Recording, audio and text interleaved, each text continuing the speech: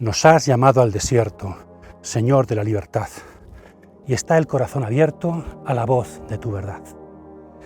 Comienza el tiempo de Cuaresma, preparación para la Pascua, el momento más importante del año cristiano. 40 días en los que recordamos que Jesucristo marchó al desierto para recordar la experiencia de Israel. Os invitamos, desde Cautivados por la Palabra, a un retiro en el desierto, a acompañar a Jesucristo en esta cuarentena cuaresmal hacia el desierto de nuestro interior, el desierto de nuestra oración, el desierto de nuestro esfuerzo por la libertad y por vencer la tentación.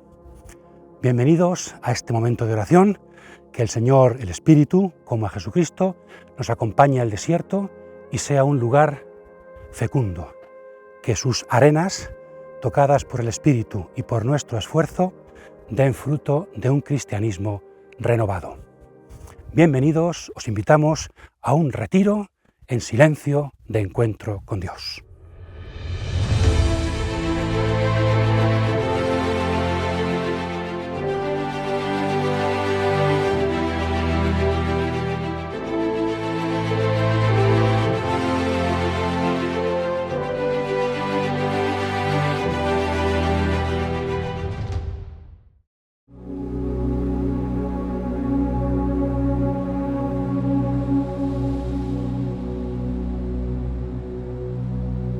Los 40 días de la Cuaresma, esta cuarentena cuaresmal hacia la Pascua, nos recuerdan los 40 días que Jesús pasó en el desierto exactamente después de haber sido bautizado en el río Jordán.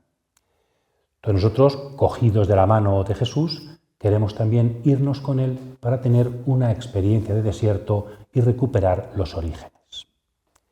Dice el texto, fue llevado por el Espíritu al desierto para ser tentado por Satanás. Y después de ayunar 40 días, al final sintió hambre. Digamos, fijémonos en cada expresión de esta que hemos leído de la palabra de Dios según San Mateo. Fue llevado por el Espíritu. Por tanto, es voluntad de Dios. Jesucristo va al desierto porque forma parte de la misión de Jesús, de los inicios de la misión. Y también por el Espíritu. Es una experiencia espiritual. Ir al desierto, 40 días nosotros también, es para construir nuestra espiritualidad. Queremos que la Cuaresma sea una experiencia espiritual, una experiencia creyente interior para construir nuestro discipulado, nuestra vida en el Espíritu, nuestra espiritualidad bautismal y cristiana, llevado por el Espíritu al desierto. El desierto, como hemos dicho, nos recuerda los 40 años de Israel por el desierto. También recuerda el diluvio, ¿verdad? Fruto del pecado de la humanidad. Estos 40 años son el paso desde la tierra del Éxodo, en el Éxodo, la tierra de Egipto, la tierra de la esclavitud. Se sale de allí, Éxodo, para ir a la tierra prometida, la tierra de la libertad. Es un paso, es un tiempo de liberación. Dejamos atrás el pecado, la esclavitud y vamos a la tierra de la libertad, la tierra prometida. Esto significa el desierto que nos recuerda a Israel, camino de la libertad. Para ser tentado. Forma parte de la experiencia de Jesús la victoria contra la tentación. El ser humano hasta ahora, sobre todo Adán y Eva, y después también en el Éxodo Israel, han sucumbido a la tentación. Han caído en la tentación y se han dejado conducir por el pecado. Jesucristo viene a inaugurar una nueva humanidad, un nuevo tipo de persona en la que se dé la victoria frente al pecado, la victoria ante la tentación. Y al final, después de estos 40 días, sintió hambre. Satán, el diablo, espera a que surja la debilidad del hombre para tentar. Por eso cada persona suele ser tentada de una manera diferente, porque el diablo tienta en aquello donde están tus mayores debilidades y limitaciones, digamos allí donde más duele. El diablo tienta también en los momentos más bajos de mi vida. Por eso tenemos que estar preparados porque sabemos que él se aprovecha de nuestra debilidad. Quiere partir de ella para que busquemos soluciones erróneas a los problemas de la vida. Cuando sentimos hambre, dolor, miedo ante la muerte, el hombre es capaz de todo para escapar rápidamente a eso. Recordemos el caso de Esaú, que tenía tanta hambre cuando llegó de cazar que vendió su primogenitura por un plato de lentejas. Capaz de todo cuando hay hambre, cuando hay dolor, cuando queremos resolver rápido la tentación, la dificultad. Por eso, soportar la debilidad, el límite, tiene que ver con superar la tentación. Aceptar nuestras limitaciones es camino necesario para vencer a la tentación. Bien, pues os invitamos desde aquí entonces a acompañar a Jesús y a profundizar en el sentido del desierto desde tres principales puntos de vista que tienen que ver sobre todo, vamos a relacionar con las tres tentaciones de Jesús según el Evangelio de San Mateo y de San Lucas, que viene de la fuente Q. Vamos a ir leyendo cada tentación de Jesucristo para profundizar en un sentido del desierto que os invitamos a aplicaros a vuestra propia vida.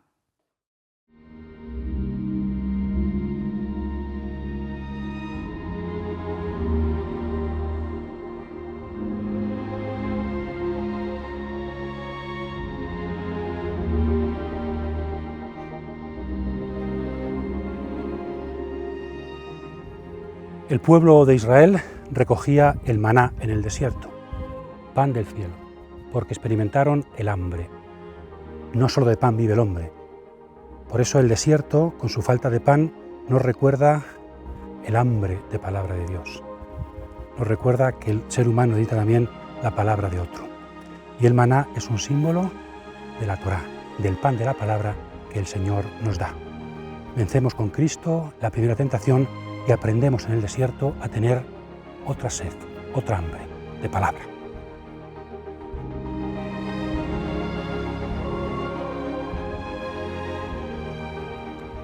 El Espíritu condujo a Jesús al desierto para que el diablo lo pusiera a prueba. Jesús ayunó 40 días con sus noches y al final sintió hambre. El tentador se le acercó y le dijo: «Si eres hijo de Dios, di que las piedras estas se conviertan en panes». Le contestó: «Está escrito, no de solo pan vive el hombre, sino también de todo lo que diga Dios por su boca».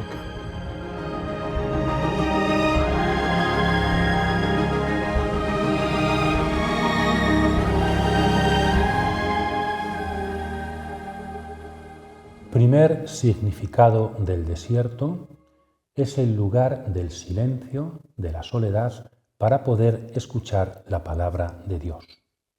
El hambre de pan nos lleva al hambre de palabra. El diablo empieza prometiendo la inmediatez. Si se tiene hambre, pues inmediatamente la solución a ese problema.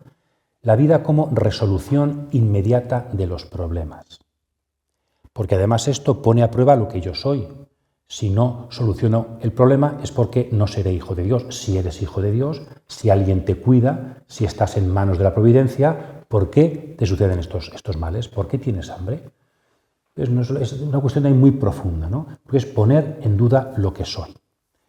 ¿De qué sirve si no ser cristiano, esforzarme, si los problemas no vienen resueltos? Y ahí permanecen.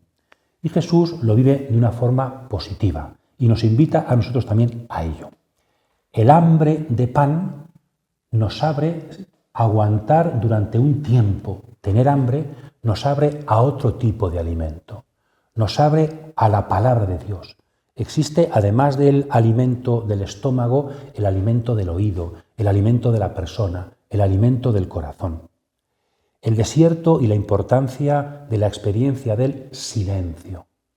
En el desierto no hay voces, en el desierto no hay... Entonces, en ese silencio absoluto es posible escuchar una palabra desde el interior. Pero un silencio, a veces confundimos la experiencia de silencio con algo positivo. Voy a hacer silencio en mi vida, No. A veces el silencio es una experiencia negativa que nos viene impuesta. No oigo nada, experimento soledad, no siento nada. Eso es también desierto, en el sentido negativo. Cuando quieres oír y no oyes, cuando quieres compañía y no la hallas. El desierto es también una experiencia impuesta.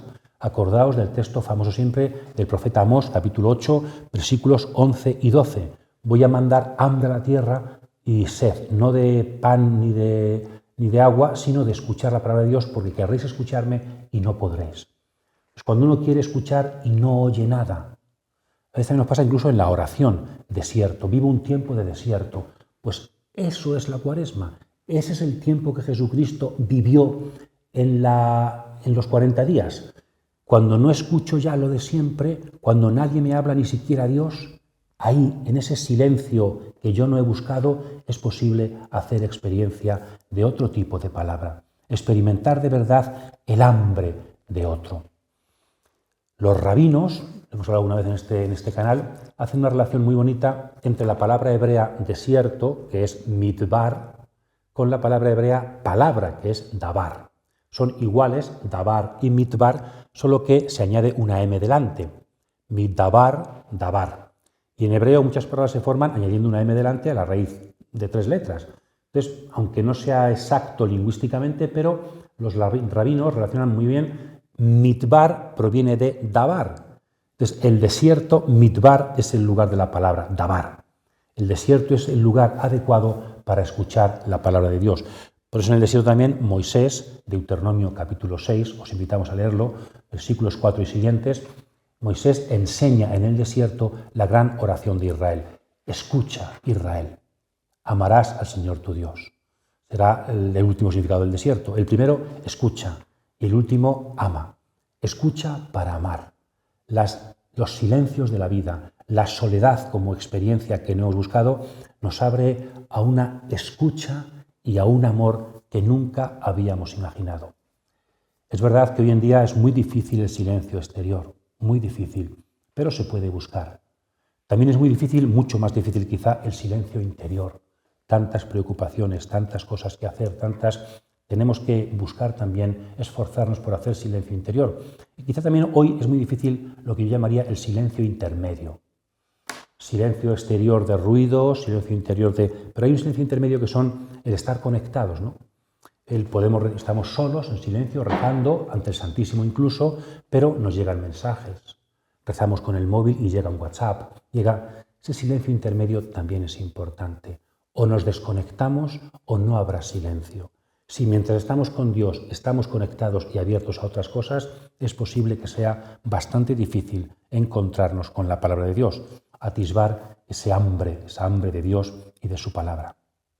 Después lo del desierto también y su soledad y el silencio, yo os invitaría a otra dimensión, predicar en el desierto. Esto es como predicar en el desierto. ¿Qué significa esa expresión? Que aquí nadie escucha, que aquí no merece la pena, que no hay fruto. Pues también eso es el desierto. ¿Para qué irme al desierto si allí nadie nos va a escuchar? Allí no merece la pena hablar, tampoco es sensato sembrar nada en las arenas del desierto.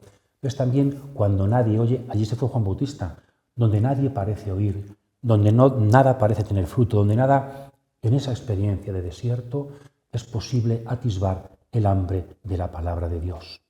En esa soledad a veces no buscada, pues ahí la palabra que nos ilumina. Jesús ha venido también en esto a transformar el significado del desierto. Cuando solamente vemos infecundidad, soledad, silencio absoluto, Jesucristo viene para tocar el desierto y convertirlo en lugar de escucha. Dios con Jesús habla en el desierto, pero de una forma novedosa, que tengo que aprender yo a escuchar y a atisbar, superar la soledad primera, superar ese silencio pesado para poder atisbar una voz como nunca la he oído, la voz de Dios que siempre sorprende. Soportad el silencio, aguantad la soledad, dejad también que el Señor haga silencio de su propia voz en vuestra vida, porque si somos fieles a ese silencio, escucharemos la voz de Dios de una forma que solo Él sabe dar.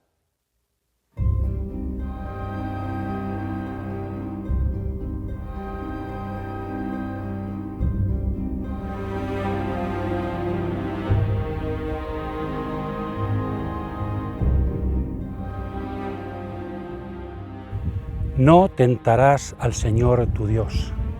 El desierto como lugar de lucha, como lugar de esfuerzo, como lugar de victoria contra la tentación, el esfuerzo de caminar por lugares difíciles.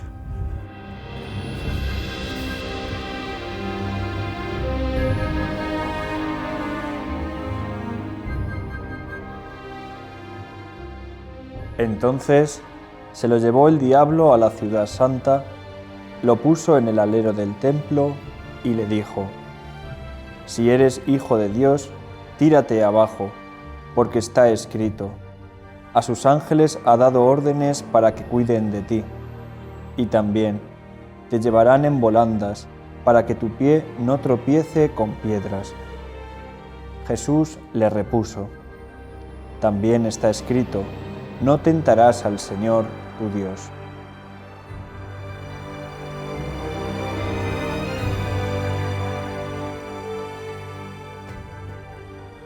Pasamos ahora, os invitamos a meditar en la segunda dimensión del significado del desierto. El desierto con sus dificultades como invitación a luchar. Es difícil la vida en el desierto, es difícil sobrevivir. Casi siempre está la tentación de venirse abajo, de echarse para atrás. El desierto entonces es una verdadera educación, pedagogía de nuestra voluntad, pedagogía del esfuerzo y también pedagogía de la libertad. En el desierto uno se curte ante las dificultades de la vida y las cosas no importantes en el desierto no las necesitamos. ¿De cuántas cosas estamos llenos que en el desierto no harían falta? Porque no hacen falta para vivir. El desierto es lugar de la voluntad y, por tanto, del desprendimiento. Parece que es demoníaco, que es una tentación, vivir una vida de facilidades, ¿no?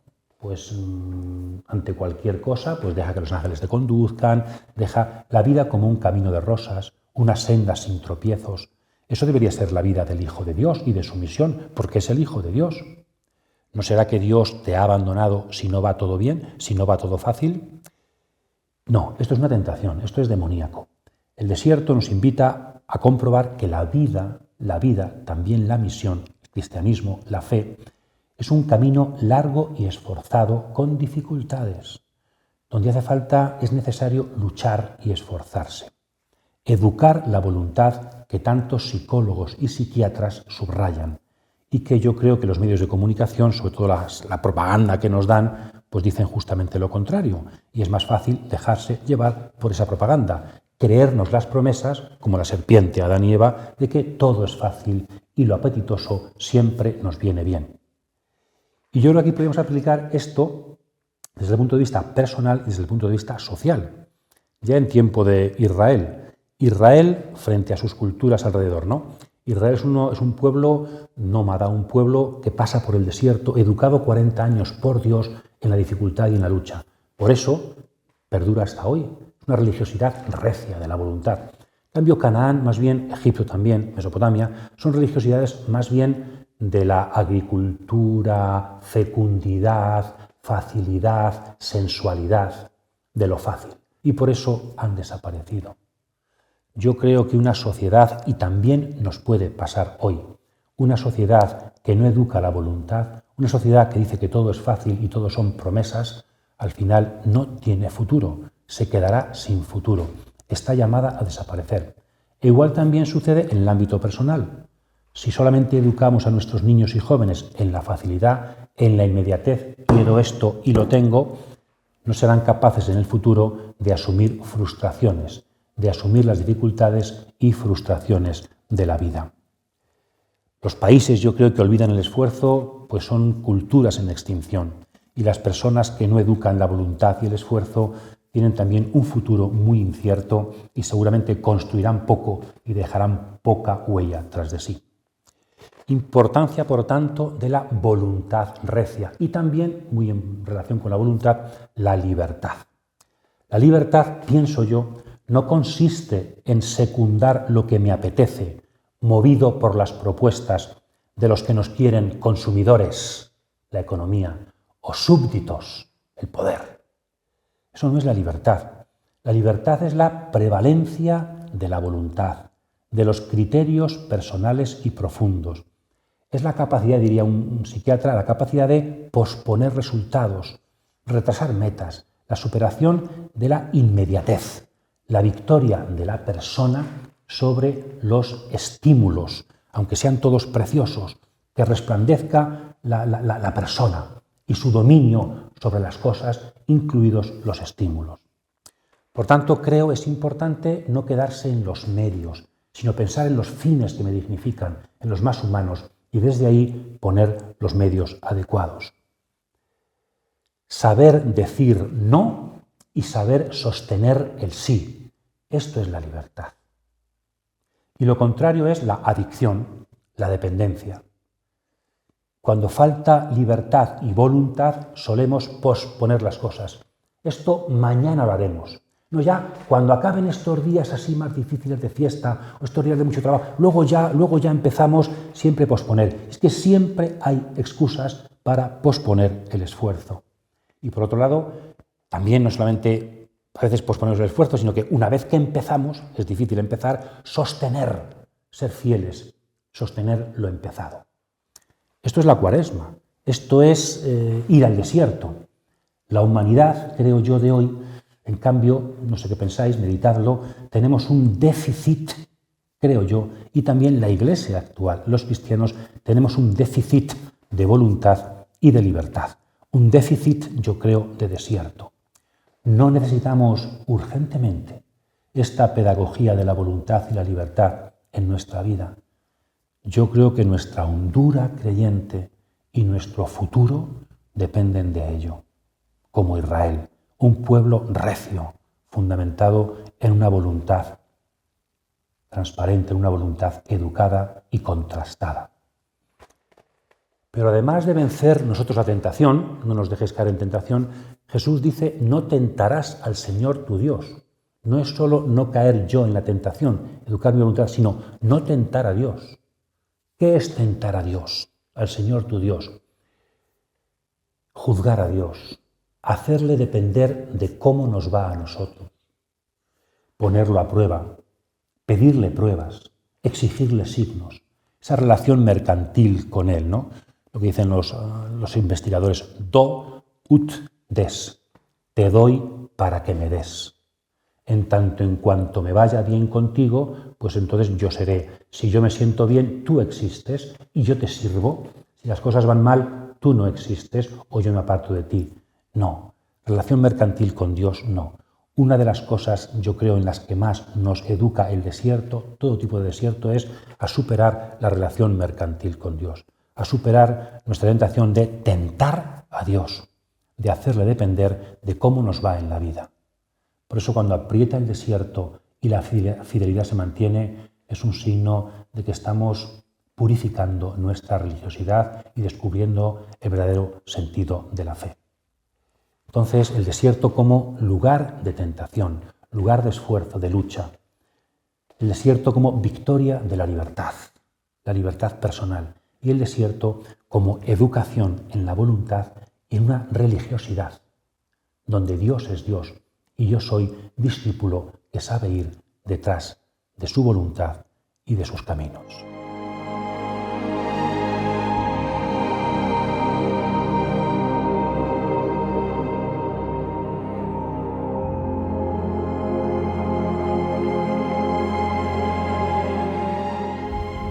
Si eres hijo de Dios, utiliza el poder para tu misión. ¿Qué decidirá Jesucristo? ¿Cuál es la tercera dimensión del desierto?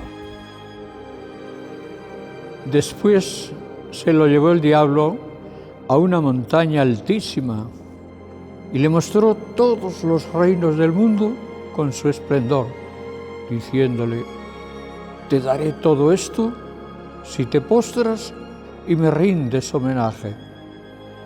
Entonces le replicó Jesús, vete, Satanás, porque está escrito, al Señor tu Dios rendirás homenaje y a Él solo prestarás servicio.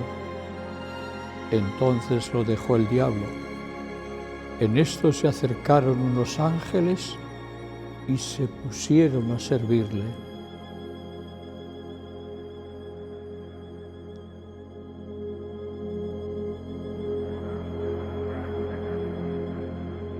pasamos a la tercera tentación. Solo a Dios adorarás. Se nos presenta un doble tipo de adoración. Adorar al diablo y al dinero o adorar solo a Dios. El diablo, si lo adoras, te promete el poder. Hacer las cosas desde el poder. Y en cambio Dios, como veremos, te ofrece el amor, te ofrece la verdad. Depende a quién quieras adorar. En la Cuaresma, el desierto nos invita a superar todo tipo de idolatría. La idolatría en la que cayó Israel camino de la tierra prometida. El amor frente al poder. Ahí San Juan Bosco tiene unas palabras preciosas cuando a los educadores les dice a los maestros cómo tenéis que amar a vuestros discípulos, a los chicos, ¿no?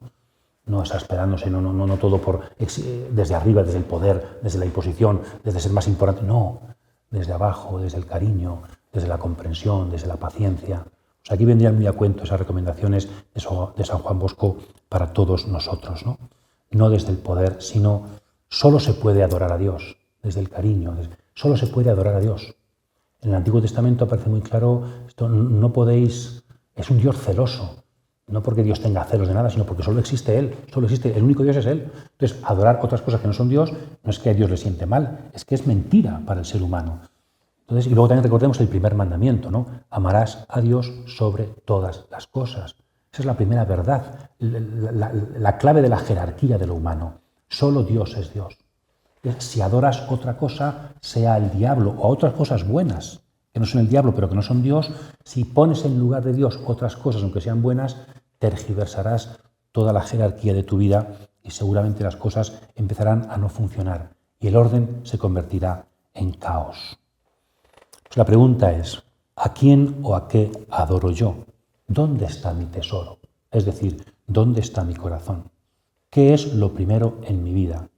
Porque a veces podemos no negar a Dios, podemos ser creyentes, pero si Él no es lo primero, ¿es realmente Dios para mí? El problema de muchos cristianos no es que no queramos a Dios, o no sigamos a Dios, o no creamos en Dios, sino que Dios poco a poco deja de ser lo primero, es decir, deja de ser Dios. Y eso es la idolatría. Otras cosas son más importantes que Dios. Y entonces, ese es el problema de la tercera tentación, y esto es lo que el desierto está llamado a educar en nosotros. Reconducir, reordenar la jerarquía desde Dios hacia las demás cosas. Por eso Jesús en el desierto, pasa por el desierto Él y dice no al poder del diablo para afrontar su misión. Desde ahí Jesús, el desierto del principio, va a marcar toda su vida, toda su misión, que la va a hacer no desde el poder, sino desde abajo, desde el no poder, desde la no violencia, desde el amor, desde las personas pequeñas que no cuentan, siendo Él también alguien que no cuenta. Entonces, el desierto ayuda a Jesús ya a programar toda su vida. También nosotros, la Cuaresma en el fondo, nos ayuda no solamente a unos días de Cuaresma, sino a darle un estilo a nuestra vida. No el estilo del poder, sino el estilo de la adoración solo a Dios.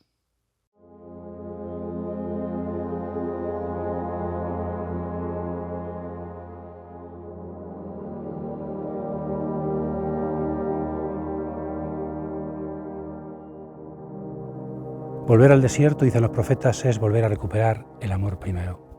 Un retorno a un amor de juventud, a un amor fiel, fresco, que se deja cautivar por el Señor que nos ama. Acompañamos a Jesucristo con los profetas para volver a las raíces de nuestro amor.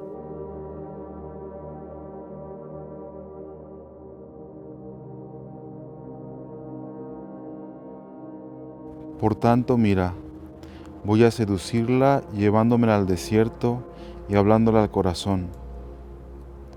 Allí le daré sus viñas y el valle de la desgracia será paso de la esperanza. Allí me responderá como en su juventud, como cuando salió de Egipto. Aquel día, oráculo del Señor, me llamarás esposo mío, ya no me llamarás ídolo mío. Le apartaré de la boca los nombres de los Baales, y sus nombres no serán invocados. Aquel día haré para ellos una alianza con las fieras salvajes, con las aves del cielo y los reptiles de la tierra. Arco y espada y arma romperé en el país, y los haré dormir tranquilos.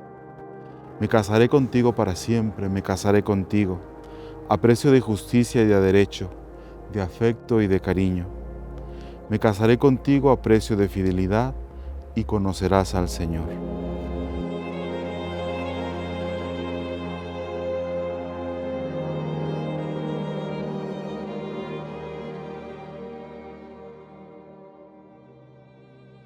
En la tradición de los profetas, sobre todo Oseas, el texto que hemos leído, el desierto aparece en ese significado precioso de el noviazgo entre Dios e Israel.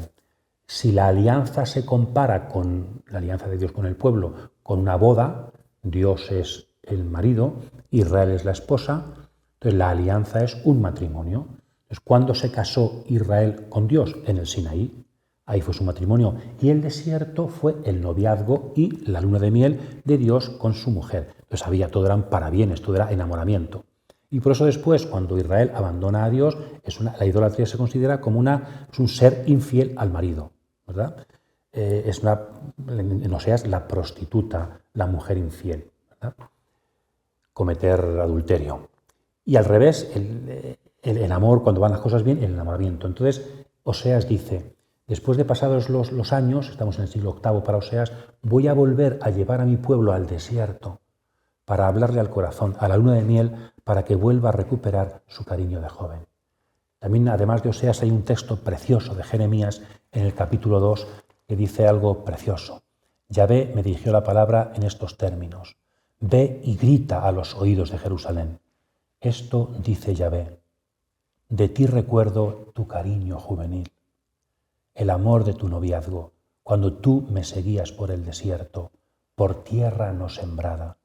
Consagrado a Yahvé estaba Israel, era las primicias de su cosecha. Dios recuerda tu cariño juvenil. Dios recuerda cuando caminabas por el desierto y me seguías con amor. El desierto es memoria del amor primero en el que encontré a Dios y que a lo mejor con el paso de los años se ha olvidado. También otro tercer texto fundamental aquí sería el Apocalipsis, en el capítulo 2, en la primera carta, capítulo 2, versículos 16 al 20, la carta del resucitado a la comunidad de Éfeso, que alguna vez hemos meditado también. Cristo le escribe a su iglesia, a su comunidad, Cristo resucitado, dice: qué bien funciona todo. La pastoral, la organización de la parroquia, qué bien funciona todo. Pero tengo algo contra ti, que has olvidado tu amor primero. ¿Qué es el desierto? Intentar recuperar el amor primero. Intentar recuperar la afectividad por Jesús en la religión. La religión no puede ser un conjunto de tradiciones, aunque funcionen bien, de organizaciones, aunque tengan fruto, no. Es un cariño por alguien, un cariño por Jesús. Es una afectividad. Es recuperar el amor primero. Mis ilusiones originarias, diría Baden-Powell, ¿verdad? Mis deseos de niño. A veces la vida, por desgracia, cuando ya cumplimos años, se nos ha convertido en un camino de frustración y decepción, y eso nos ha hecho quizá cínicos y nos ha robado la esperanza. ¿Se puede ser maduro y creer en el amor? ¿Se puede tener experiencia contrastada y no convertirnos en cínicos?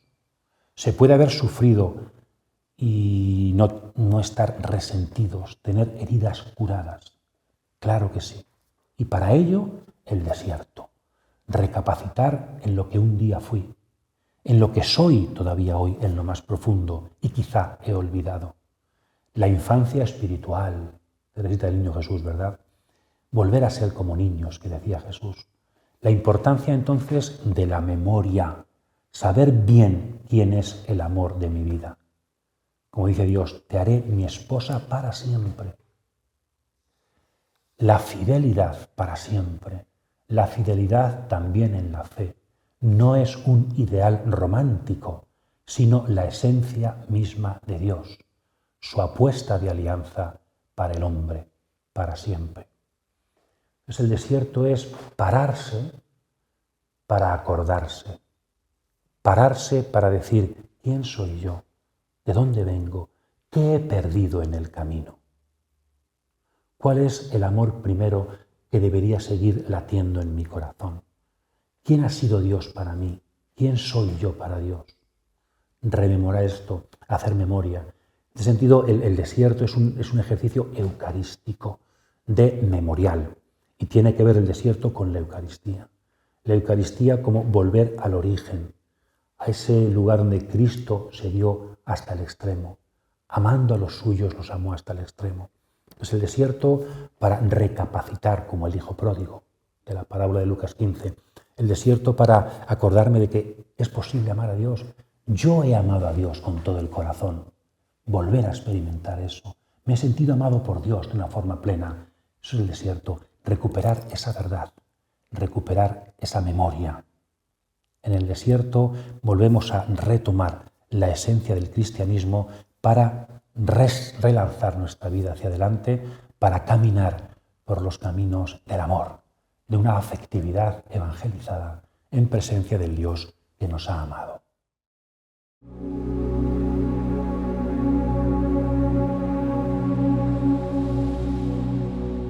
Para terminar, intentamos resumir todo lo dicho en un conjunto de preguntas por si ayudan a nuestra meditación, a nuestra oración, a nuestra reflexión. Una especie de decálogo, 10 palabras, pero palabras interrogantes, palabras que nos hagan dialogar con el Señor para preguntarnos cosas, para avanzar en ciertas cosas.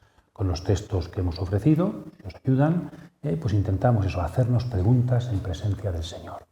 10 preguntas, un pequeño decálogo de retiro, decálogo para la oración, para el diálogo con el Señor, acompañándole en el desierto. ¿Cuál es mi idea de hacer desierto en la vida? Algo que yo busco, algo que me es impuesto tal vez a veces. ¿Y qué relación tiene esto con el tiempo de Cuaresma? ¿Cómo podría yo hacer desierto en este tiempo? Segunda, ¿cómo puede ayudar la Cuaresma y la experiencia de desierto a construir mi espiritualidad? ¿Debo seguir aprendiendo a ser una persona cada vez más espiritual? ¿Cómo ser un varón, una mujer de espíritu, del espíritu? Construir mi espiritualidad, afianzar mi espiritualidad en esta Cuaresma a través de una pequeña experiencia de desierto. Tercero, ¿cuáles suelen ser mis principales tentaciones? Que suelen repetirse, ¿no? Tengo que ir también conociendo mis debilidades, mis puntos flacos, allí donde la vida me tienta, donde el diablo se aprovecha. Tengo también que conocerlo para poder gestionarlo mejor. Voy conociéndome, voy conociendo cuáles son mis debilidades, que seguramente son diferentes a las de los demás, y no por eso soy más o menos que ellos. ¿Cuáles son mis principales tentaciones? ¿Dónde suelo ser tentado? ¿Dónde he de luchar más? Cuarto, mi capacidad de silencio, mi gestión de los silencios de la vida y de sus vacíos. Soy capaz de hacer silencio exterior, interior, ese silencio intermedio que decíamos de desengancharme de las redes durante un tiempo, de no estar disponible sino solo para Dios durante un tiempo. Me ayudan los silencios y los vacíos de la vida para intuir una voz más allá de lo de siempre. Voy aprendiendo a escuchar. ¿Cómo anda mi oído y mi corazón? ¿Cómo están de abiertos?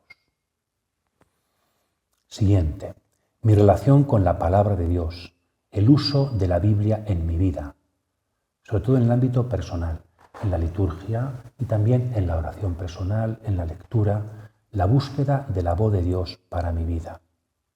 Importante. Abro la Biblia y medito la palabra. Siguiente. ¿Qué fortaleza tiene mi voluntad? ¿Vivo el esfuerzo? ¿Lucho por mis convicciones más profundas? ¿Qué nivel de voluntad tengo? ¿Qué nivel de afrontar dificultades en la vida? ¿Qué nivel de sostener los medios y posponer metas? ¿Cómo estoy en cuanto a la libertad? ¿Qué idea y qué vivencia tengo de la libertad? ¿Es mi libertad como la libertad de Jesús? O como diría San Pablo, ¿es mi libertad como la libertad de los hijos de Dios? Libertad. ¿Qué idea tiene el mundo de hoy de la libertad? ¿Qué idea tiene Jesús? ¿Qué vivo yo? ¿Cómo vivo libremente?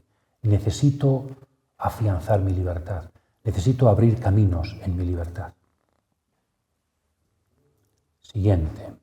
¿Dónde está mi tesoro? ¿Qué o a quién adoro? ¿Qué no estoy dispuesto a dejar por nada del mundo? ¿Puede haber cierta idolatría en mi vida, aunque todo funcione perfecto, como en la iglesia de Éfeso? ¿Falta afectividad en mi espiritualidad, en mi relación con Dios? Siguiente. ¿Hubo un amor primero entre tú y Dios? Recuérdalo. Es el desierto, la Cuaresma, este retiro, ¿es momento propicio para recuperarlo? Siguiente, 10º y último. ¿Qué idea, sentimiento, palabra, texto, compromiso quiere dejar sembrado el Señor en ti con este retiro, en esta Cuaresma? ¿Con qué te quedas? ¿Qué te ha dicho el Señor? ¿Qué guardas en tu corazón?